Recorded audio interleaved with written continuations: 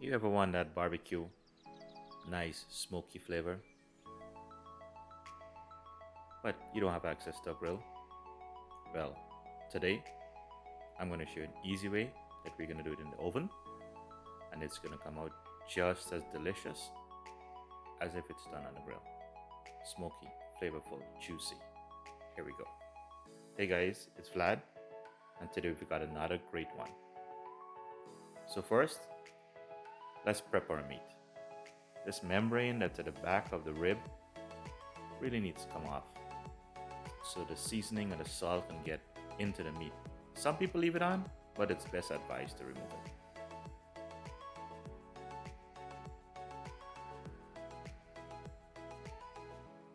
Now we want to make sure we remove any excess moisture. I'm adding some liquid smoke and some olive oil.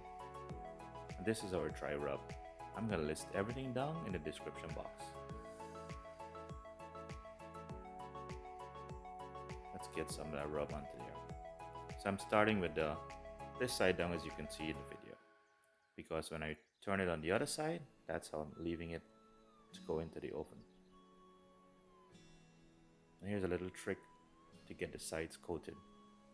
Just throw the rub right into the pan, and then you can use it, lift the meat up and tap it on the side, just like this.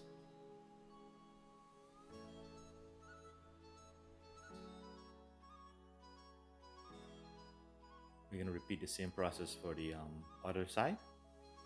Put the liquid smoke and the oil first, then we're going to add our dry rub.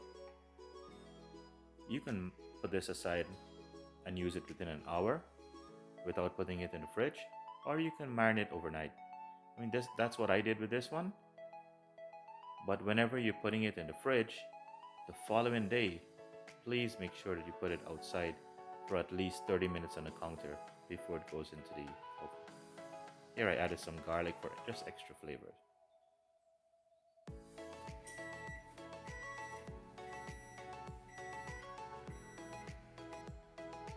I'm going to cover it back before I put it into the oven now. We're going to bake this at 300 for about 2 hours.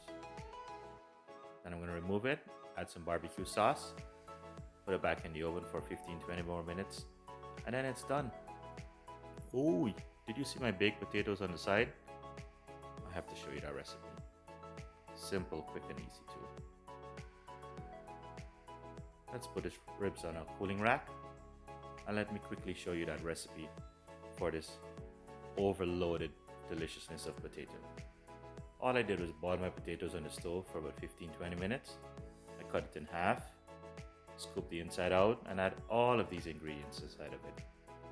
Tuna is very, very tasteful in potatoes, so that's why I usually like to add it to my stuffed potatoes. Mix it really well, fill back the shells. You can put a lot of different toppings. I'm putting some bacon, and I'm putting some Parmesan cheese, and just a few, because some of my kids don't like the Parmesan cheese. Make it your own. I'll bake this for about 15-20 minutes. Look at the ribs. Look at that delicious ribs. Just like it came off a smoker out in the backyard. Wow guys. Thanks for watching today's video. Please give it a thumbs up if you like it. And as always, please remember to subscribe. And I'm going to leave a few other videos here for you guys to take a quick look at.